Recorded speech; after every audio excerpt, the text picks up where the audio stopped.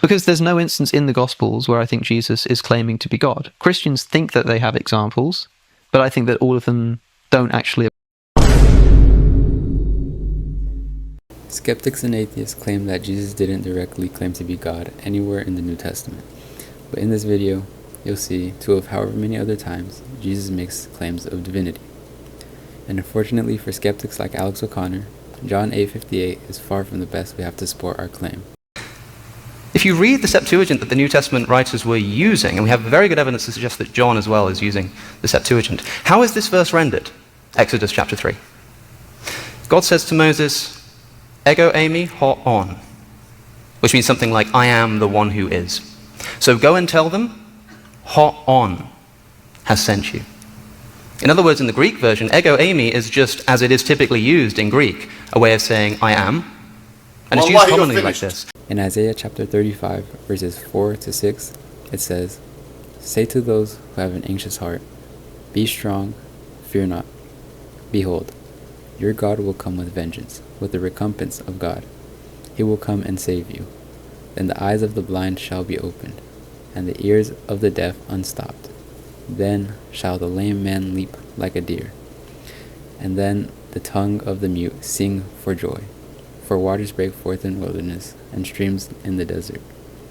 In Matthew 11:5 we read, "The blind receive their sight, and the lame walk. Lepers are cleansed, and the deaf hear, and the dead are raised up, and the poor have good news preached to them."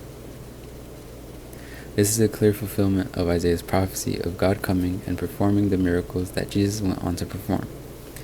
Within the Gospel accounts, we read Jesus saying that his works will testify for him, because it means nothing for one to simply testify for himself.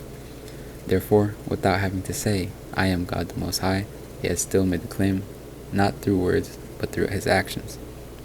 Now if you flip your pages to Luke chapter 6, verse 46, you will read, "Why do you call me Lord, Lord, and not do what I tell you?" What's the significance of this verse? The phrase Lord, Lord comes from the Greek translation of the Old Testament known as the Septuagint.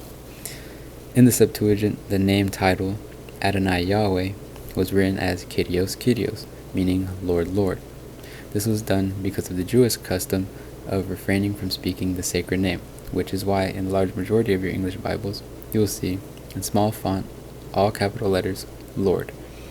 The word Adonai means Lord, and the substitute of the sacred name is Lord. Thus, we have Kyrios Kyrios, Lord, Lord. So this goes back to Luke chapter 6, verse 46, where again Jesus says, "Why do you call me Lord, Lord, and not do what I tell you?" The original language of the New Testament is Greek, so when reading this verse in Greek, you will read the aforementioned Kyrios Kyrios, which tells us that the people Jesus is speaking to were referring to him as God the Most High. Jesus accepts this and does not tell them to stop calling him that. By accepting the title of God the Most High, Jesus again has openly and clearly claimed his divinity. So yes, Jesus did openly and clearly claim not to just be a prophet and not just to be a doer of good works, rather he claimed to be God the Son incarnated into flesh. We have no doubt, and we're proud of that.